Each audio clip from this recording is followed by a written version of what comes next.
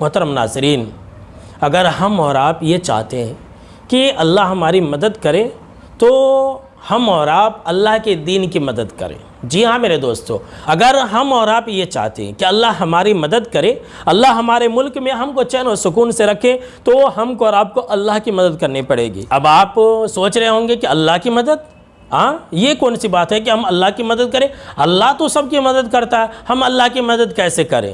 جی ہاں، بالکل آپ نے صحیح سنا، اور میں بالکل صحیح کہہ رہا ہوں۔ اگر ہم اللہ کی مدد کریں گے تو اللہ ہماری مدد کرے گا۔ سنیے قرآن مجید کے اندر وعدہ الہی کو، سورہ محمد کے اندر اللہ رب العالمین نے فرمایا کہ یا ایھا الذین آمنوا ان تنصروا اللہ ینصرکم ویثبت اقدامکم، کہ اے ایمان والو اگر تم اللہ کی مدد کرو گے تو ینصرکم، اللہ تمہاری مدد کرے گا۔ اللہ نے شرط لگا دی ہے کہ اگر تم اللہ کی مدد کرو گے تو اللہ تمہاری مدد کرے گا، اور وَيُثَبِّتْ أَقْدَامَكُمْ، اور اللہ تمہارے پاؤں کو جما دے گا، تمہیں مضبوطی عطا کرے گا، تمہارے ملک میں کوئی ڈرائے گا نہیں، کوئی خوف اور ہراس کے اندر مبتلا نہیں کرے گا، کوئی دھمکی نہیں دے گا۔ اب آپ کہیں گے کہ اللہ کی مدد کرنا کیا ہے؟ اللہ تو سب کی مدد کرتا، ہم اللہ کی مدد کیسے کریں؟ تو میرے دوستو، اللہ نے جو کہا کہ اگر تم اللہ کی مدد کرو گے تو اللہ تمہاری مدد کرے گا، تو اس کا معنی یہ ہے کہ تم اللہ کے دین کی مدد کرو، اللہ تمہاری مدد کرے گا۔ تم دین کو پھیلاؤ، اللہ تمہاری مدد کرے گا۔ آج ہم اور آپ اور پورے ہندوستان کے مسلمان، پوری دنیا کے مسلمان اللہ کے دین کی تبلیغ کر رہے ہیں؟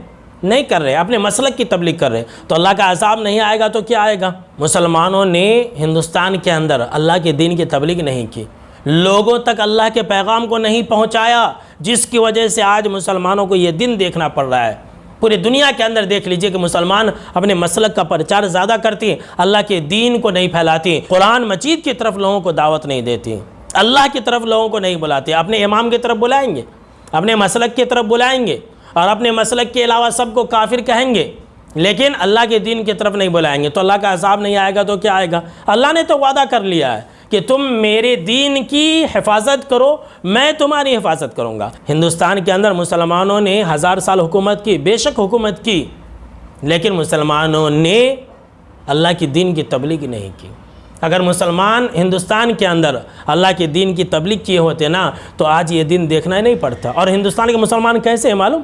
اگر آپ اللہ کے دین کو پھیلانا شروع کریں گے تو مسلمان ہی آپ کے خلاف ہو جائیں گے، کہ اگر آپ اللہ کے دین کو پھیلائیں گے نا تو مسلمانوں کو ٹینشن ہو جاتی ہے، اور ان کو ٹینشن اس بات کی ہو جاتی ہے کہ اگر مسلمان اللہ کے دین پر چلنے لگے تو ہماری شرک کی فیکٹریاں نہیں چلیں گی، ہماری بدعت کی دکان نہیں چلیں گی، لوگ ہم کو بابا نہیں مانیں گے، لوگ ہمارے پاس درشن کے لیے نہیں آئیں گے، تو وہ آپ کے خلاف ہو جائیں گے، آپ کو کسی کیس اور مقدمے میں پھنسا دیں گے۔ تو اللہ کا عذاب نہیں آئے گا تو کیا آئے گا؟ مسلمانوں نے حکومتیں کی، لال قلعے بنوائے، تاج محل بنوایا، اور قطب مینار بنوائے، طرح طرح کی جگہ جگہ پر قلعے بنائے، لیکن سب کچھ تو کیا، لیکن اللہ کا پیغام عام نہیں کیا۔